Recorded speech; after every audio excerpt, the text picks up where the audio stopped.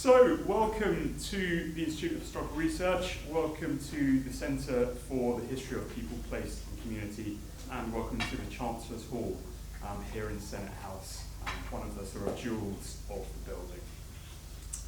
My name is Justin Colson. I'm Senior Lecturer in Urban and Digital History here in the Centre, and I'm going to be leading a lot of today's session. I've been involved with organising the session. But this is very much an opportunity for discussion, an opportunity for reflection, an opportunity for as many as possible of you all to get involved as well. So please don't feel that I'm going to be dominating the session at all.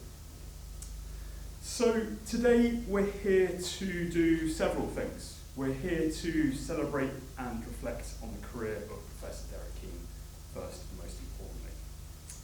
But I think especially we're here to reflect on the development of the academic fields that he studied in and that he contributed so much to. So we'll be talking about the development of urban history as a discipline, both specifically in terms of Derek's influence and beyond. And I think we'll be especially interested to reflect on future developments and directions of travel in the discipline. But also other areas that we feel were very important to his work and very characteristic of the pioneering approaches he took back in the early days of the centre that he was establishing here, focusing on the relationship between history and archaeology, between history and landscape, and also between history and museums and displaying and communicating history to the public. So I imagine I don't need to say that much about Derek to you as an audience, but just for sake of completeness, we are of course here talking about Derek Keene. Derek was born in 1942 and died during 2021. So obviously opportunities to commemorate him at the time were somewhat limited. We're here roughly a year later to do that in a fuller way with a bigger audience than restrictions allowed for at the time. Derek was a DPhil student at Oxford with W.A. Panton, and he pioneered his career with the Winchester Research Unit, working with Martin Biddle.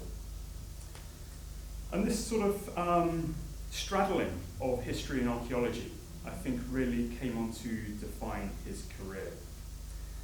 Derek was the founder of one of the most famous projects of medieval London history, the Social and Economic Study of Medieval London, which was established at the Museum of London rather than at the university from originally 1979 to 84.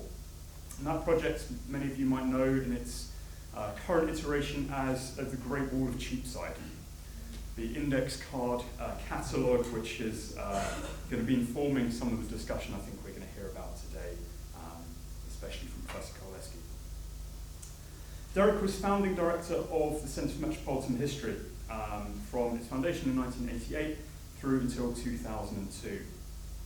The centre moved quickly from the Museum of London to the Institute of Historical Research here, although initially hosted at what was then described as the Annex at 34 Tavistock Square, which I wasn't familiar with until I looked at the early annual reports. Looking at those early annual reports has given me a real insight into the early work that Derek was engaged in. And I thought it was particularly striking that the first project that report talks about was Feeding the City, London's impact on the agrarian economy of southern England, 1250 to 1350. At the same time as a project on the oral history of the London Stock Exchange and the stock jobbing system, and a collaboration with the Museum for Hamburgische Geschichte, ruined that, haven't I? On an exhibition on the Hanseatic League. So the collaborations internationally, contemporary history, medieval landscape history, right there in parallel at the beginning, I think really defines the ambition of the project and Derek's ambition. So this is just a small selection from the list of projects that Derek led at the Centre for Metropolitan History, the CMH. Not in any particular order, please don't be offended if one you're fond of is left out. And some photographs that we found on the way. I think perhaps this is Tavistock Square, the early office. people can help identify these. And the gentleman he's meeting with here, if anyone can identify who that was, that would be wonderful. But huge range of research that he was doing as director of the CMH. His interests were broad, though. And we'll be looking at those interests in archaeology, those interests in being practical and doing things as part of the discussion today. I looked at the bibliography of his work in the Festschrift that the IHR published for him several years ago now. And I thought, well, let's take a screen grab and include it in the PowerPoint. And then I had to take another one, and another one, and another one, and another one, and another one. It's prolific. And I think that sums up Derek's work there. So the Centre for Metropolitan History was very much Derek's foundation, and he really shaped its development. He led the Centre until 2002, when he became Professor of Comparative Metropolitan History, and he remained at the IHR ever active until his retirement in 2008. And Matthew will be hearing from soon with his successor as director of the Centre.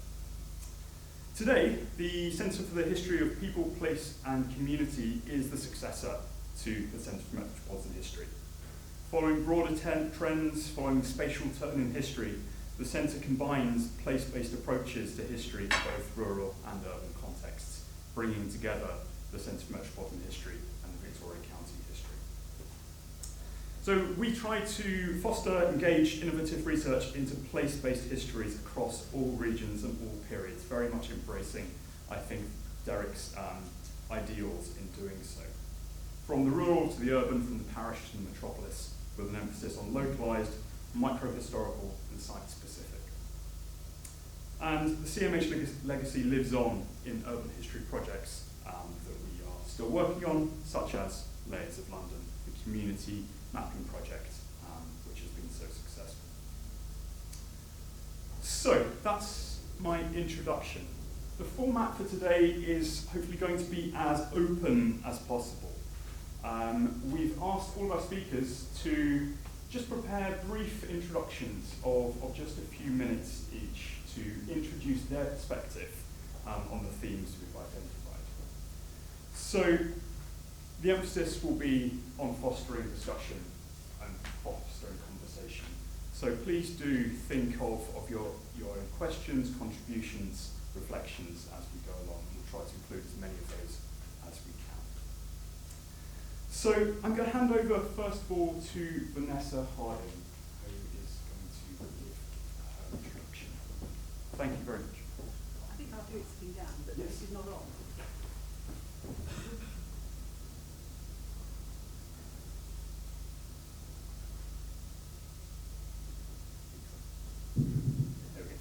Okay. Can you hear me at the back? Can you hear me? I think you might. I think it's good for you to say.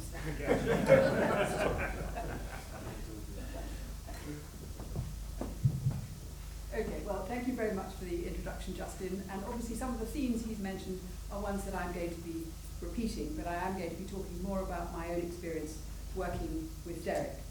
And my association with him goes back to 1979, when he gained funding from the Social Science Research Council, the predecessor of today's ESRC, for a new social and economic study of medieval London, and advertised the post of research assistant. At the time, I was in my first job at the Victoria County History of Essex and completing my thesis on the port of London in the 14th century. And it was a dream post for me. Full-time research on medieval London, drawing on sources I'd become familiar with for my thesis, but using these in a new and ambitious project that had everything to play for. And as became clear to me, working with Derek himself was to prove an education and an inspiration without parallel. The project, in a way that I now think of as characteristic of Derek's approach, sought to address an important historical issue by means of an innovative and perhaps unexpected approach. Measuring change and development in the society and economy of pre-modern London in the absence of statistics or significant data sets is remarkably difficult, and nobody had really got very far with this. But this project aimed to explore one possible way around the problem by applying the methodology of Derrick's research on Winchester to the much larger city of London. That is, using the reconstitution of property histories from the vast but largely untapped resource of property records in public and private archives as a tool to understand the material, social and economic development of the city from the 12th century to the Great Fire of 1666. As many of you know, records of property holding are one of the earliest and most profuse documentary sources for medieval towns and cities. Charters, deeds, charteries, registers, leases, wills, rent accounts, and other records of management. London was and is exceptionally rich in these because London real estate was valuable and in demand. Individuals and institutions across the country invested in medieval London property for its use value and for the rent income it generated. And for the most part, they kept their title deeds and administrative records very carefully. Unlike Winchester, there's no Terrier or Doomsday for medieval London, but the city had a central registry for property transactions and litigation in its court of Husting, where thousands of deeds and wills were registered from the mid-13th century, the great bulk of them between 1300 and the early 16th century. Now, records of property holding are by their nature atomized pieces of information, but each one relates to a unique one-time physical entity, a plot of land or houses that had a precise location in geographical space.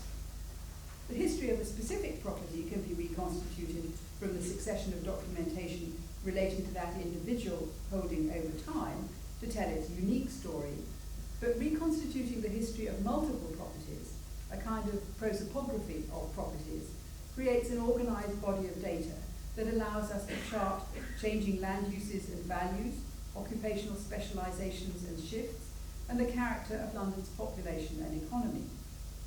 Bringing together multiple pieces of evidence also illuminates a diversity of viewpoints and issues: the landlord, the leaseholder, the occupier, civic government, environmental policing. Since each property can be located with some precision on a map, or even on the ground, archaeology and architectural remains can be integrated into the narrative. And mapping property boundaries over time gives a visual record of continuity and change in land use and the built environment. So in conceiving the social economic study of medieval London, Derrick drew on his own experience with Winchester, where he was working with Martin Biddle, whom I'm delighted to see here. And this was published as the Magisterial Survey of Medieval Winchester in 1985. He also drew on the examples of other historians and projects, including that of his DPhil supervisor, W.A. Pantin, in Oxford. But the programme for studying London was his own, combining depth in the study of the city centre sample area, 5 parishes at the eastern end of Cheapside, with breadth in compiling a survey of documentary sources that could be used to extend this methodology to further areas. The backbone of the project was the records of the city's court of Husting, but a huge range of other sources existed to be drawn on as well. Now, while one obvious endpoint for the study would have been the dissolution of the monasteries and chantries in the 1530s and 40s, when landholding in London as elsewhere underwent massive change, the decision was made to take it up to the Great Fire of 1666. So the social economic study of medieval London became in practice, though not in name, a study of London before the fire. And there proved to be major advantages in this, both practically, since the records generated by the fire and subsequent rebuilding made a vital contribution to the topographical jigsaw that we were compiling, and in the intellectual interest and significance of the result. We were able to trace the London property market and all the economic and social trends this stood in for over a cycle of growth, relative decline, and renewed but structurally different growth. The developments of the 16th and 17th centuries could be seen in perspective, and this in turn influenced understanding of the kind of city London must have been at the peak of its medieval size in the early 14th century. A striking conclusion here was that London's population in 1300 could have been as large as 80 or even 100,000. I think the lower number is now more accepted. The issue of late medieval urban decline was a prominent topic at the time, and the study contributed to this by documenting changes in London property values and investment between 1450 and 1550. very enjoyable aspect of the first study was that we were accommodated in the Museum of London. We were actually based at the Institute of Historical Research, but we lived in the Museum of London. And we thus had access to the worlds of curatorial and archaeological expertise that it then housed, at a particularly active time for both of them. So this was further enhanced, of course, when Suzanne joined the museum's conservation department.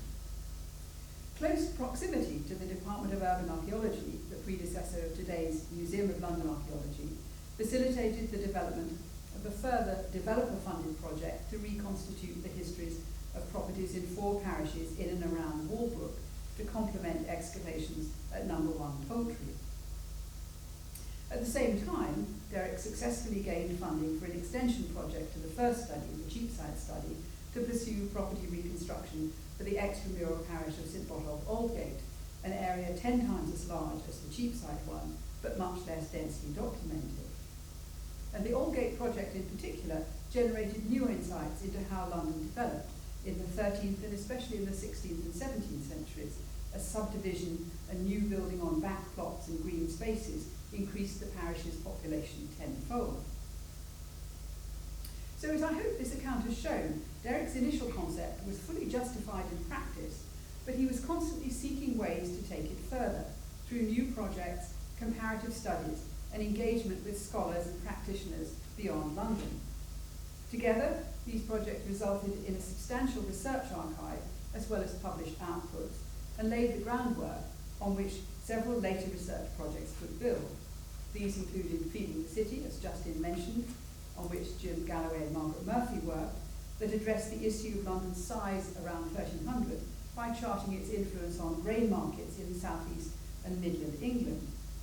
Much later on, my own People in Place project with Matthew Davies and others, using the Cheapside and Aldgate sample areas as the basis for family reconstitutions. And now, of course, the great archive of the original study is being made available through Mary Ann Kowaleski's Medieval Londoners database. So Derek was a scholar of exceptional range and grasp. He bridged the disciplines of documentary history and practical archaeology, and he spoke the language of both, though his later career was more focused on history than archaeology, as some later speakers will show. He extended his range from his first enthusiasm, medieval urban history and archaeology, to consider aspects of 20th century metropolises worldwide. He retained a wealth of knowledge from his wide and eclectic reading.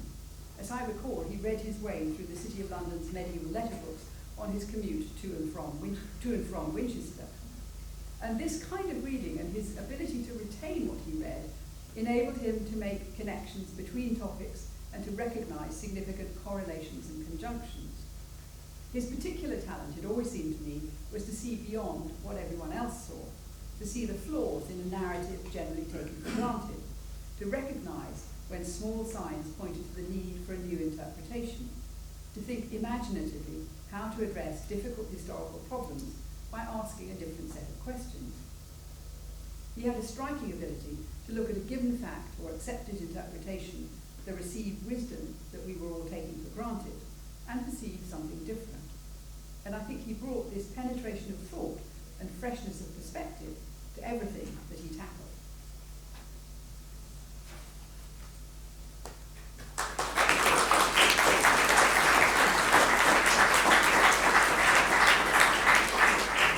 Thank you very much, Vanessa.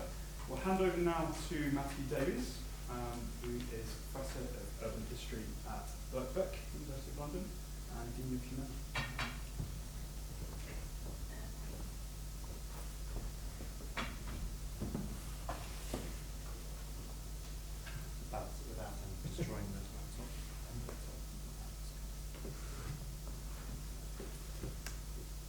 Well, hello everybody. Thank you first of all to the organisers of this wonderful event, Justin, Catherine and Suzanne, the whole of the Keene family.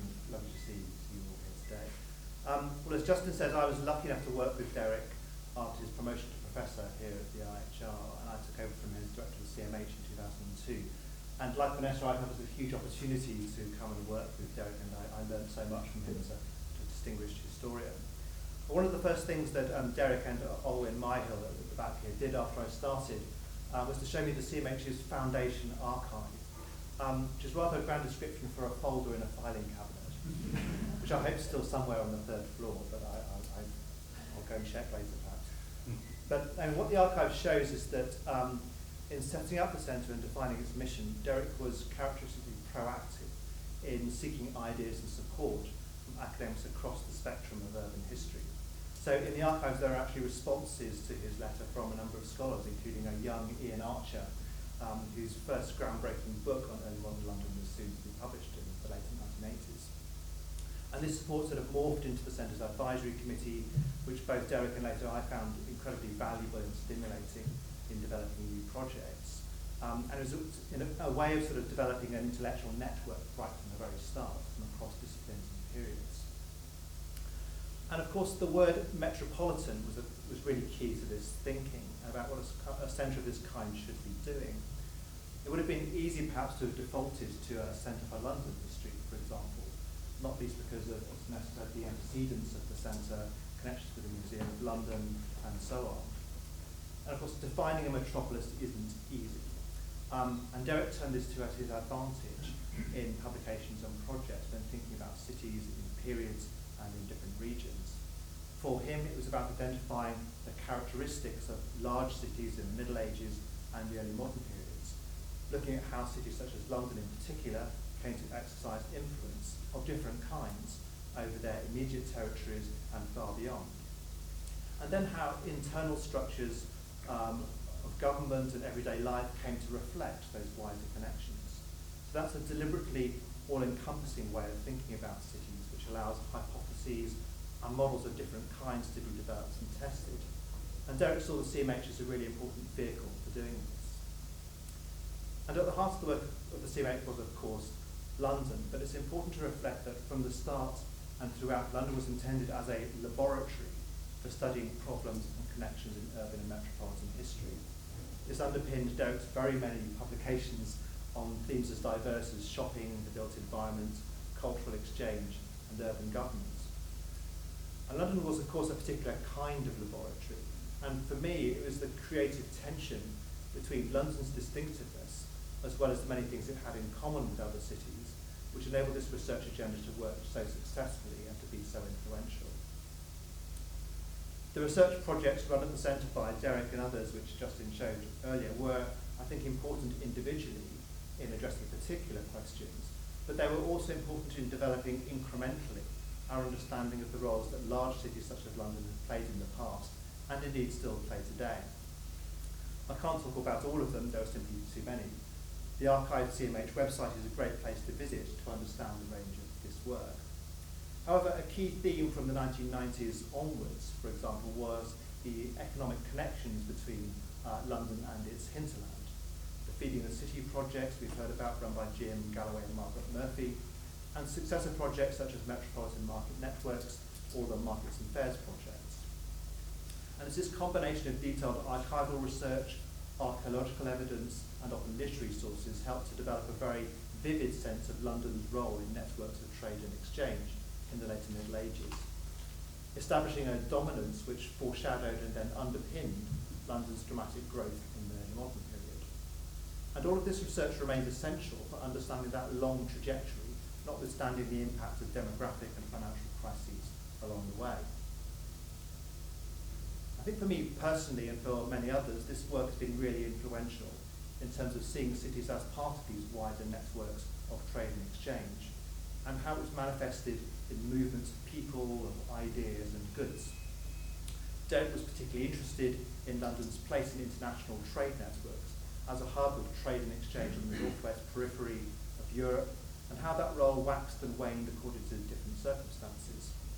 Its role in relation to Antwerp's fortunes, for example, or the way in which, like Amsterdam, geographical position and trade networks later came, as Derek saw it, to underpin those cities' role in later colonial expansion and global trade in the 17th and 18th centuries.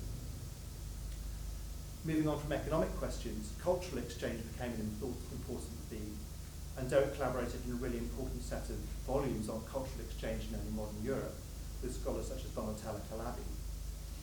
Seeing cities as nodes in networks, albeit of different sizes and with different degrees of influence, is really important.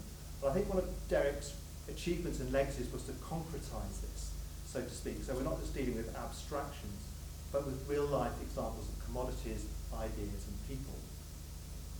The Skilled Workforce Project, which Mike Berlin and Rob Iliff worked on with Derek in the early 1990s, was one of several which sought to understand London's trades by looking at technological innovation, breaking away in some respects from a narrative which had emphasised hostility to foreigners, to the exclusion of the many ways in which trades and products, and hence London's own dominance, were enhanced through migration, new ideas and technologies. As with many CMH projects, this was a catalyst for further work, in this case a monograph by the PhD student on the project, Lian Liu, which continues to be an important study of the alien community and the trades of early modern London. Digital tools were important quite early on in the CMH's research. I think it's important to highlight this methodological legacy. Derek and the researchers he led saw databases in particular as key ways of storing and interrogating archival information, and perhaps reflected most significantly in the project on Metropolitan London in the 1690s, led by Craig Spence, which analysed the really rich taxation data from the half-century after the English Civil War, a period when almost every kind of tax was introduced, from taxes on hearths to marriages to income, leaving documentation on the inhabitants of London, which isn't really surpassed for 100 years or so after that. Crucially, this data, as well as earlier data on properties and people, allowed Vanessa and I, as Vanessa said, to develop new projects in the 2000s, which tried to answer some big questions about the impact that London's demographic growth had on things such as household and social structure. Again, this was true to the CMH's spirit and mission as set out by Derek, and that wanted to test assumptions about the impact of urban growth in the early modern period, the kind of stresses and strains that were put on urban infrastructure, on family life, and on living and working conditions. The linkages between data about people with data about places were really crucial to this analysis, enabling us to reconstruct to a very detailed degree things like population density and the occupancy of tenements. And again, there was a real emphasis on comparisons with other cities in Europe and elsewhere. As I said, there's a sort of incremental effect of the work that Derek started at the CMH. In many ways, his inaugural lecture as professor published in Historical Research in 2004 is a really good example about how these different threads came together in ways that have influenced many other historians. Entitled Metropolitan Comparisons, London as a City-State, Derek brought together two provocative and interesting concepts by drawing on a huge amount of his own work on London, but also other colleagues in the UK and other countries, to return to the question of what a metropolis was, how distinctive London was or wasn't in terms of large-scale urbanisation, which remains really crucial reading, I think. And again, it's an attempt to showcase London, but again, to locate its dominance and influence in the local and international context. The fact that the English state was centralised relatively early, with London as the chief city of the crown, was clearly a major factor in the success of London and its merchants. And this relationship was rarely put in jeopardy. This enabled, in Derek's line, the growth of London's trade networks, as well as underpinning the influence that London had in other ways, for example through urban customs and practices elsewhere. This is also a theme that was picked up by Peter Johanneck in one of the early Leverhulme-funded lectures here, when he contrasted the distributed system of capital cities in the Holy Roman Empire with cities such as London or Paris, which served as the capitals of more or less unitary states. For work on guilds, for example, these differing relationships between cities and states are helpful, even down to the level of craft organisation and regulation. I'm thinking, for example, about a recent French PhD thesis on the barbers and surgeons of Paris, which I had the good fortune to examine recently. And I found myself frequently making the connections back to Derek's work on the early London guilds, as well as propositions about urban governance and state building. Derek's own characterisation of London as, quote, a uniquely dominant social and political organism is one I like, mainly because it opens up a lot of really interesting questions, such as cities being organisms. His inaugural lecture also marked the start of an even greater engagement with comparative history, which is the remit of his chair here. I think that was really liberating, not least because Derek didn't have to go after grants anymore or manage the centre. He was especially cheerful about my taking over those things. But also because it allowed him to pursue and, importantly, interrogate the concept of comparative metropolitan history. How do we compare cities in different regions and periods. I remember a workshop on London and Tokyo, Edo. We started with much scratching of heads, but ended up with a really creative thinking about how to compare these cities in terms of things like urban form, infrastructure, responses to disasters and crises. As an outcome was a European Research Council application for a project on urban iconography in Tokyo, London and Rome. Sadly, it didn't get funded, but as is often the case, the process of putting it together enabled Derek and his collaborators to clarify some principles around things like the selection of cities and the criteria for comparing relationships in particular contexts between urban culture, space and the built environment. And finally, I do want to say something about people, especially those historians, archaeologists and others who worked with Derek, especially at the CMH, and of course being influenced so much by him. It's striking to think of the sheer range of people who worked with Derek at the centre, because in itself, that's a demonstration of his own range and influence. Colleagues such as the late Justin Champion, for example, who worked on 17th century mortality, or Mike Berlin, Perry Gorsey in Black, Craig Spence, Emilia Yamrosiak, David Mitchell, Stephen Goebel, Carlos Galvez, Lien Liu, Hannah Kleinecker, Rob Eilif, John Lawrence, Nita McConnell, Jim Galloway, and Margaret Murphy, to name and therefore to omit others, but a few. Only a few of these are medieval urban historians, which says a lot about the breadth of the research that Derek initiated and influenced, and of course the way in which he promoted the careers of so many scholars. And I certainly don't have time to mention the huge number of collaborators at other institutions and in other countries who Derek worked with over the years. But I think it was often in those gatherings of urban historians, archaeologists, literary scholars and others, like today, that Derek's quiet but very profound influence took hold as we engaged in the collective effort that typified his approach to understanding cities in the past. Thank you.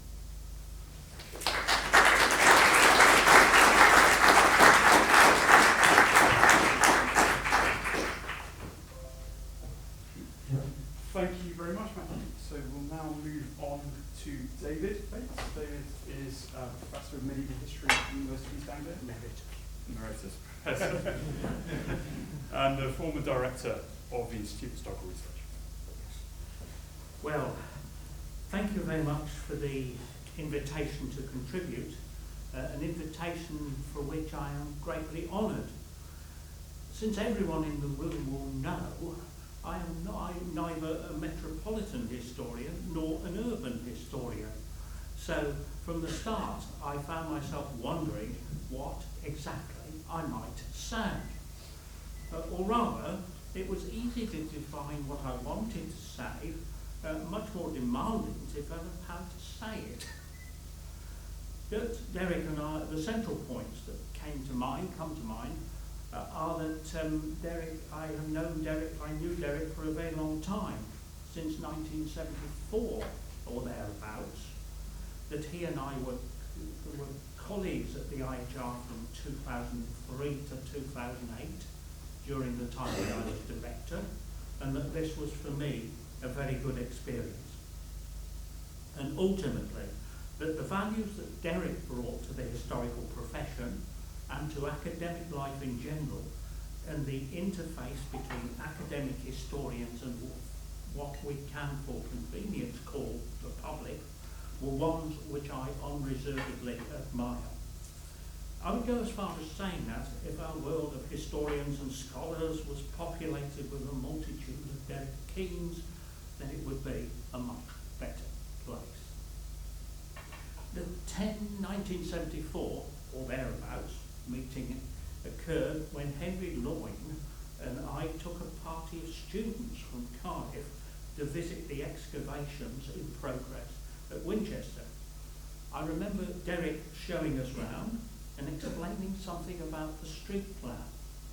I have a much stronger memory of Derek at that event than of his boss, Martin Biddle, who I'm delighted to say is here. Perhaps Martin delegated responsibilities. I'm not sure. Derek also intervened very profitably in my life in 1983 when he employed David Crouch as a research assistant on the social and economic survey Survey of Medieval London project. Quoting David's words from the website, this would be actionable if I didn't mention that they're his words, David described himself as a somewhat bombshous Welsh school teacher. Without going into any detail, the point is that David, who has gone on to have a very distinguished career, had completed a self-funded doctorate under my supervision while employed as a school teacher, and in 1983 had published nothing. It's a tribute to Derek that he recognised qualities in someone from such an unorthodox background. And as David writes on the website, he would not have had the career he has had without Derek's imagination and support. We can, I think, treat this one case, which impacted hugely on my life, as an example of the multitude of how Derek could see qualities in others, encourage them, and help others to develop them. During the period when Derek and I were colleagues at the IHR, he was a constant source of good advice as I tried to fulfil the demands of sustaining the IHR's national and international reputation. From what I remember, and I put this very carefully, memory of Derek's advice, specific advice, is not strong. It's a typical situation, psychologists and neurologists will confirm this, where those who help and collaborate and are friendly, you don't remember the detail. The distressing parts are the awkward people. Leave those to one side. Derek was especially good at giving advice on international collaboration and on defining projects, qualities which, of course, were related to his work as a historian, about which we've heard already from Vanessa and Matthew, and about which I'll say something in a moment. But before I do so, from the perspective of those years, I must pay a tribute to the Centre of Metropolitan History, and to also personally to Olwyn Myhill, who was a presence in the CMH from its foundation onwards.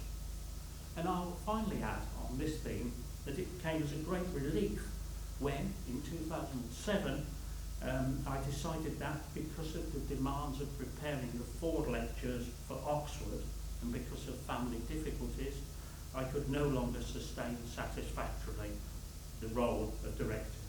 And it was a great relief to me, more than a relief actually, that Derek stepped into the breach. When I think of Derek as a historian and a colleague, I must finally quote the words of Matthew Davis and Jim Galloway in the preface to the Feshrick, London and Beyond. Derek was, quote, an instinctively collaborative scholar. Page 9. Roman. The foundation of all this, as of course we've heard, was the great scholarly works on Winchester and London. It's nonetheless, and before I move on from these, it's worth reminding ourselves that Derek must have known the name of everyone who lived in both places, for whom there is a historical evidence over many centuries. It's astonishing. But as he developed, and Vanessa and Matthew have already made this point very well, his interest became ever more broad. Thinking to start with chronologically, and quoting Derek himself in the St Paul's volume, published in 2004, he said he was, quote, the author of numerous books on London and other cities between the 7th and the 19th century. By 2011, in Cities into Battlefields, he was describing his research as focusing on cities from the 7th to the 20th century. Give or take a century, how many of us could legitimately write of ourselves in this way? And even more to the point, demonstrate that they could do so often and so powerfully.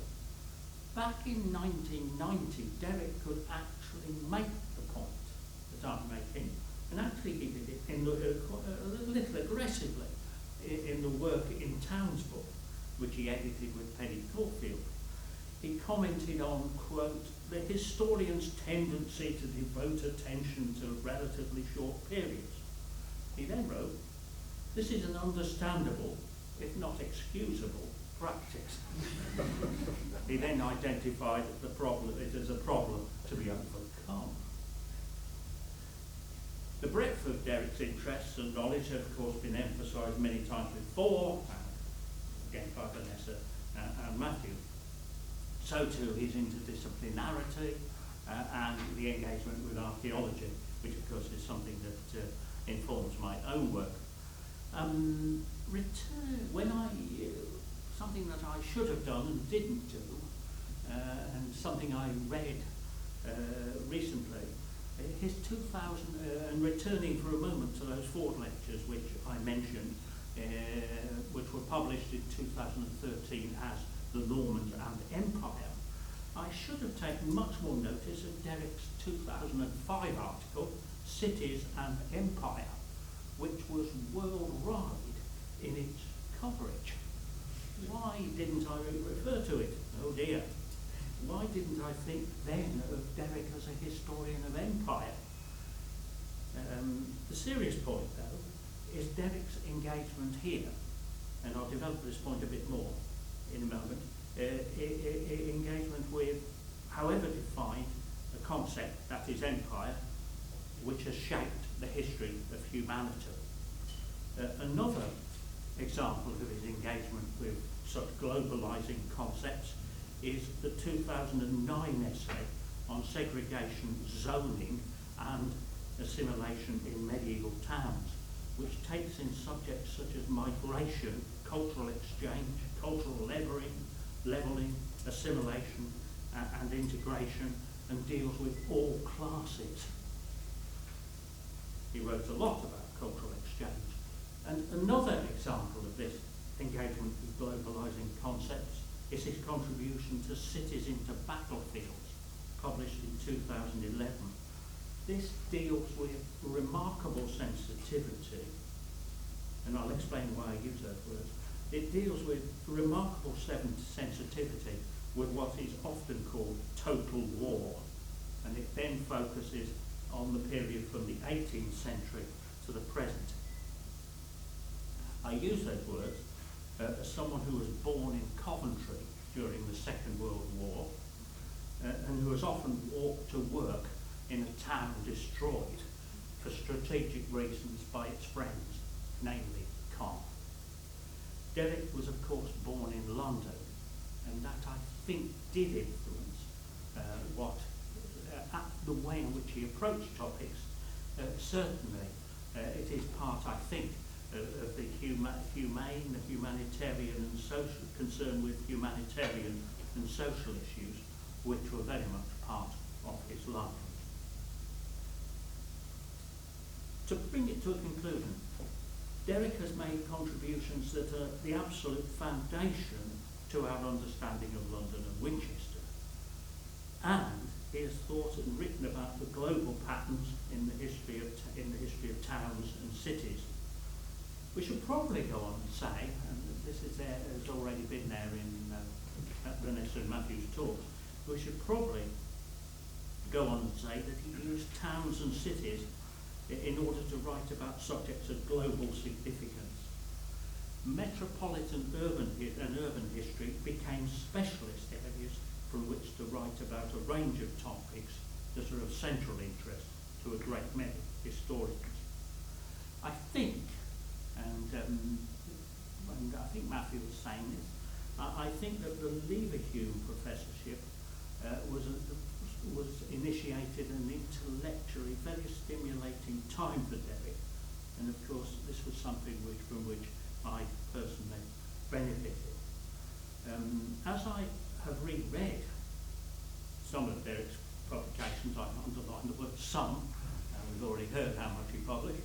As I reread some of them, I found myself thinking that in them is the basis of a book on the history of towns and cities in the history of humanity.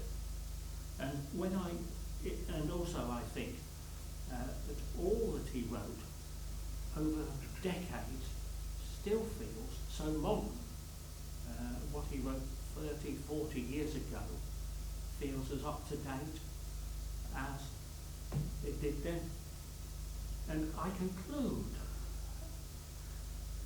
by saying that when I think about this and the Derek that I knew, I would hope that ways can be found by the IHR and others to set up a studentship or a fellowship to support the work of early career historians, something to which Derek was profoundly committed.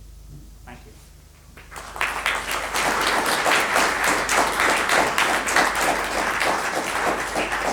Thank you very much, David. We'll hand over finally to Alex Werner, who is lead curator of the new museum project at the Museum of London. As someone from outside the academy, a curator with modern London history specialism, my perspective is perhaps a little different from Matthew's, Vanessa's and David's. Over the years, Derek had contact with many curators and senior staff at the Museum of London. This is from the time Derek had a small office at the museum, right the way through to setting up the Centre for Metropolitan History here. In his publications and in formal meetings with a wide range of museum curators, find specialists and archaeologists, he generously imparted his knowledge. Regular meetings were held between the centre and the museum to share information about research being undertaken, and from the museum's perspective, exhibitions and galleries in the pipeline, as well as news of the latest archaeological excavations. Clearly, Derek Keene's research has had an impact on the museum displays over the last 30 years. The museum's medieval gallery opened in 2005 and reflected the current knowledge of medieval London. And just before today, I asked Hazel Forsyth, and she remembered Derek coming in to have a meeting with John Clark and her to talk about the new gallery. Galleries are complex things to realise and often are dependent on the objects available. The narratives delivered on graphic panels and captions have to be simplified, often resulting in complex themes and ideas being omitted. But Derek increased our knowledge of medieval London in a fundamental way, and his publications and writings have shaped a credible narrative of the city's medieval history. I'm thinking especially of his chapter in the Cambridge Urban History of Britain, London from the post-Roman period to 1300. I remember Derek saying to me that the discovery of Saxon Lundenwic was the most important discovery in his lifetime, as the excavations at Covent Garden Theatre in 89-90 confirmed its existence, throwing light on the settlement, its inhabitants and their lives. Derek drew and incorporated conclusions from archaeological discoveries in his research and included them in his wider thinking about the development of London. His texts, though, read very differently from those found in most archaeological publications. They have a richness and depth to them that I don't think you find in most archaeological publications, which are about maybe the publication on the site. They demonstrate his breadth of knowledge and creative thought process. Factual accuracy was important to Derek. I remember being struck by his review of Roy Porter's London, A Social History, where he pointed out the work's inaccuracies and failings, while still acknowledging its achievements, though suggesting different lines of inquiry. I first came into contact with Derek back in the mid-1980s. He was in the middle of undertaking the survey of documentary sources for property holding in London before the Great Fire, which was subsequently published as volume 22 of the London Record Society. I can't remember exactly, but I think that I might have mentioned to him in passing in the corridor at the museum the existence of a large collection of deeds in the Port of London Authority's library and archive that the museum in Docklands project had recently started to manage. The PLA's collection did include some City of London deeds dating back to the 17th century. The archive was housed in 2 industrial units in Cannon workshops, just by what was to become the Canary Wharf development. I remember turning up early one morning, around 8:30 in the morning, to open up the archive, and Derek was already waiting outside. He was impatient to get started and had evidently been there for some time. I don't think that he found much relevant material in the archive, as he, and I seem to remember Vanessa as well being there, only stayed a few days looking through a mountain of boxes of uncatalogued deeds. The London Record Society volume remains a useful source for tracking down City of London deeds and researching different localities in the city. More remarkable to my mind are the research projects that focused on Cheapside, Aldgate and Walbrook. It's worth stating here that the study, and I quote from the Walbrook one, was based on a reconstruction primarily from documentary sources of the history of each house or other property in the area, providing a unique insight into the changing physical conditions of life of the citizens of London and into their business and social affairs. The studies also created a series of reconstruction maps. The work that went into this research is truly remarkable. In the 1990s, I regularly chatted with Derek, sharing with him what gallery or exhibition project I was working on, as well as hearing about his and the Centre's current research. There were formal meetings between the Centre for Metropolitan History and the Museum of London that I attended, but I found the informal meetings much more useful, as we could range more widely over topics. In the 1990s, there were plans for a gallery about London as a financial centre in the museum, sadly unrealised, that we discussed. How would one make such a gallery interesting to the visitor? What narratives would one construct? He talked about his research into London's medieval and early modern financial networks and districts. These were subjects that he enjoyed discussing. He suggested many possible avenues to consider in the display. In one instance, I remember him talking about Mola's archaeological excavations at Poultry. His documentary research enabled the archaeologist to identify the house of the Riccardi merchants of Lucca. He told me how the Lucca merchants had managed the exchange of coin and bullion on behalf of the king in the late 13th century from this location in the city. I shared with Derek a passion for maps, panoramas, and prospects of cities. I developed a concept, this is also unrealised, with Rolf Hyde at the Guildhall Library for a large London map exhibition to be called Mapping London. I remember discussing the idea with Derek, who provided many suggestions. And I was privileged later on in the 2009 Anglo-American conference to share a platform with Derek, where he talked about metropolises, and I talked about the visualisation of cities in museums and exhibitions. I remember the workshops that Mike Berlin and I arranged at the Museum of London that formed part of the Skilled Workforce project. These were unusual in that objects were the centre of attention. Objects were available for handling, and the invited audience included both curators and academics. Derek enjoyed handling the objects from the museum's collection, and we thought about skill and skill transfer, about making and about materials. I think it would be true to say that the workshops threw up more questions than answers. Finally, come right up to more recent times, when I took on the role of lead curator of the new museum, I approached Derek. One section of the new displays will tell the story of London in a simple way in a series of chapters. I was keen to hear from him what he thought of our approach, especially focusing on sort of top-level themes such as power, migration and empire, and also London's relationship to the rest of the country and to the world. As ever, I sat there listening to his responses as he came up with fresh approaches about how to view London over its long history. He lent me a number of his published papers, some that had appeared in quite obscure foreign publications. These were useful. It's sad that I can't share with Derek how the displays are currently shaping up. So I'll end it there, but just pick up some of the things that have been talked about.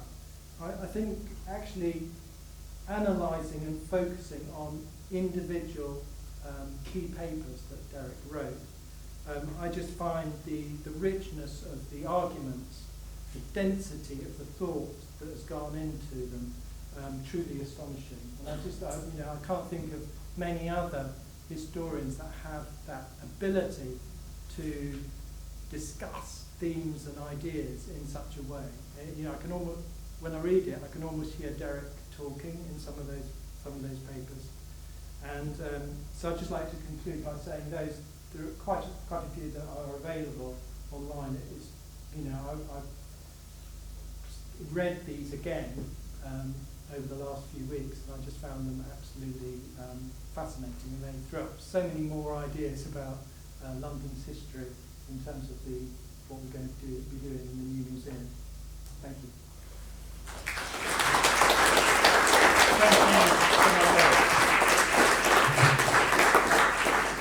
There have been some wonderful connections and themes, I think, between topics that all of our speakers have mentioned. Thinking about London as a laboratory, thinking about the unconventional questions. We've got just a few minutes for questions now before we move on to the next panel.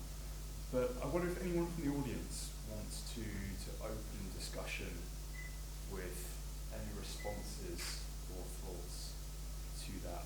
Or indeed any of our speakers want to respond to some of those connections and ideas.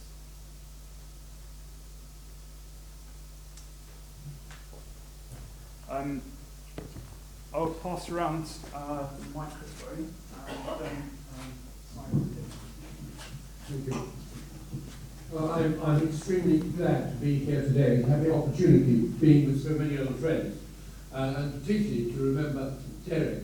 I wanted only really to say that Derek was himself a product of a very remarkable movement in the beginnings of medieval archaeology.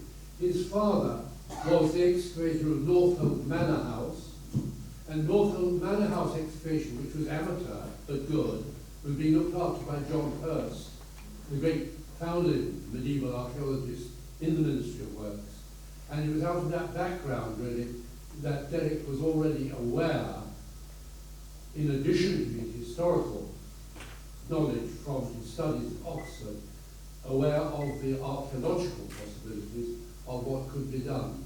And I think that combination in those years was extremely rare. And another big figure who contributed to Derek's awareness of the necessity to combine archaeological and written evidence was Billy Pantin at Oxford. And I think Billy Pantin, who was a great influence on many people, probably his greatest pupil was probably Derek himself. Thank you. Thank you, Martin.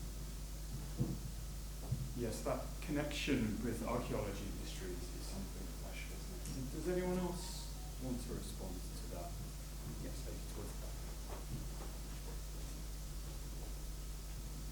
Hello, it's not exactly to respond to that, but my name is Ruth McLennan, and I'm an artist, and I worked with Derek in 2004 when he, at the Institute of Historical Research, here in fact, at St House, put on the organised Unleashing the Archives, which was a big interdisciplinary conference, and we met at London School of Economics when I was artist in residence in the archives there, and he got in touch. And we continued to have conversations about archives and what they might do and be, and coming from our very different kind of interests, and it was always utterly fascinating. But he also invited Andrea Levy, the novelist, whose book Small Island is based on her research in archives, or drew on research in archives. So he was always looking at people working things that he found fascinating, and as somebody said earlier, how he really encouraged young researchers and artists and novelists, and he's completely interdisciplinary and great fun as well to work with. But I just wanted to add that little reflection, memory. I'm sure there are people here who were at that conference reference as well. Thank you. Thank you. And Suzanne. So, Yeah, I can tell you, I think, the identity of your mystery man, your first slide. from the flow. Yeah, I think I can tell you the identity of your mystery man. That's right. I'm sure it's James Ogawa from Japan. I'm not sure what university it was, but Derek's worldwide connections were very nice for somebody who was quite often in the company in person. As Derek was with me quite often too. But we had a lovely visit to Japan, and the Ogawans were so kind that we went to stay with them and saw all sorts of bits of Japan, which were just lovely. But that's who that is. Thank you. Thank you. Do we have any more thoughts, responses for this section? Want to add anything from the...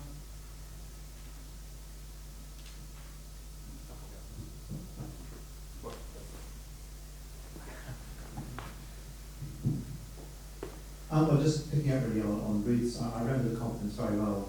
Just after I started it, it was a really wonderful, fascinating event, and it made me think really of the great match between Derek and the IHR, and what the IHR is and the School of Advanced Study here is for, and in a way it's a kind of sort of antidote in a sense to excessive specialisation and segmentation and siloisation, if that's a word. In historical research and interdisciplinary research into cities generally. I think they were just a great match, and that it was a very freeing process that me when I came. I know for Derek too, to think in these different ways and make those connections, which in many other institutions, because of things like research assessment exercises and REP and all those sort of other things, are much more difficult to do because you're sort of put into these boxes. And I think being able to not to be put in boxes was really important for the Institute, but actually Derek flourished in that context. And the conferences which he organised, which I organised afterwards, and Olwen was clearly the person who organised them really, were fundamental in making those connections and breaking out of your sort of disciplinary boxes, if you like. I think that match was really important. Thank you. Yes, sorry, I will only speak to say that Matthew has put perfectly a point I wish I could have made as eloquently.